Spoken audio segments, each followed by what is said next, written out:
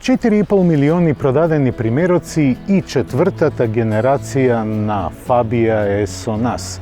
Покрај освежувањата на изгледот направени се и многу технички иновации. Пред се, ова е најголемата Фабија што било когаш е направена. Со својата должина е растегната над 4 метри, поточно 4 метри и 10 сантиметри.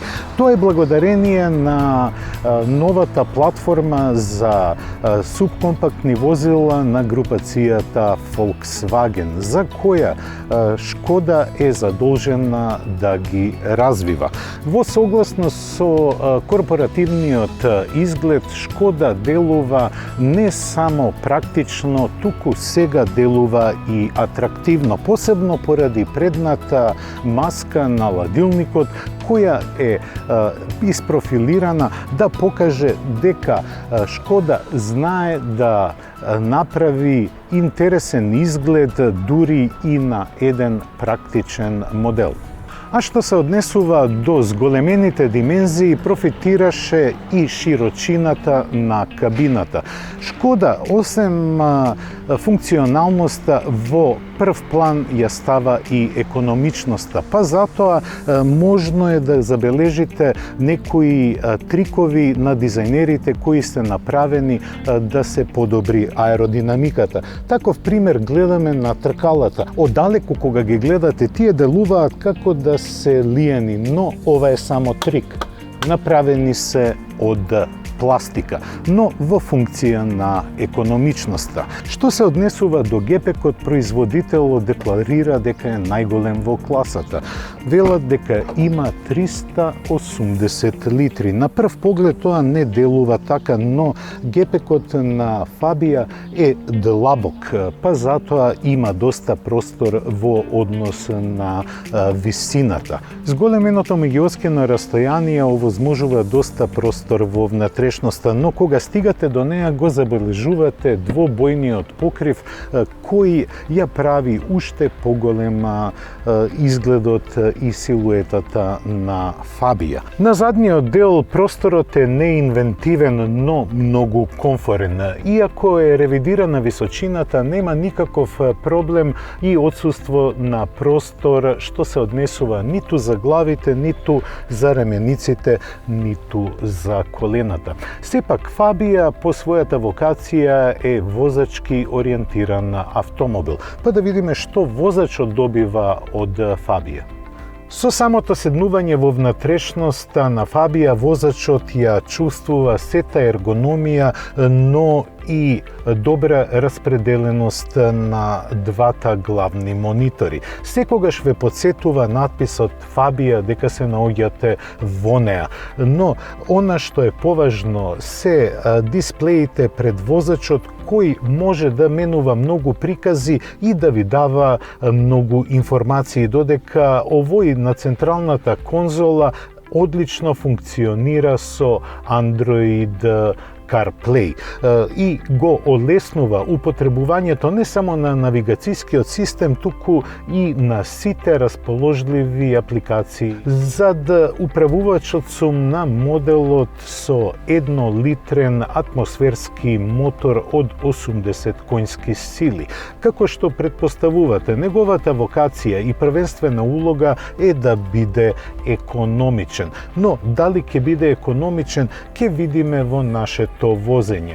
Денеска одлучивме покрај излегувањето на отворен пат со Фабија да го поминеме снимањето само во градски услови.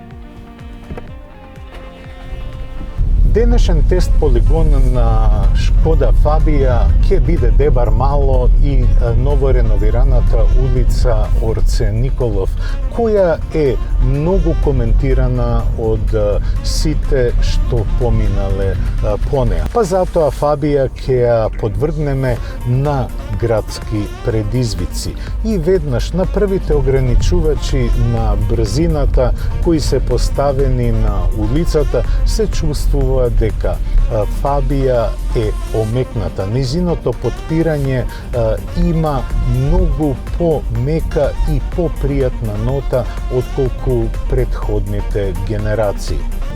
Градските автомобили треба да се многу снаодливи и лесно управливи на тесни простори. Покрај изразената удобност, Фабија ја одликува и многу добрата маневрабилност на тесни простори и мали кружни токови како што се овие на улицата Орце Николов.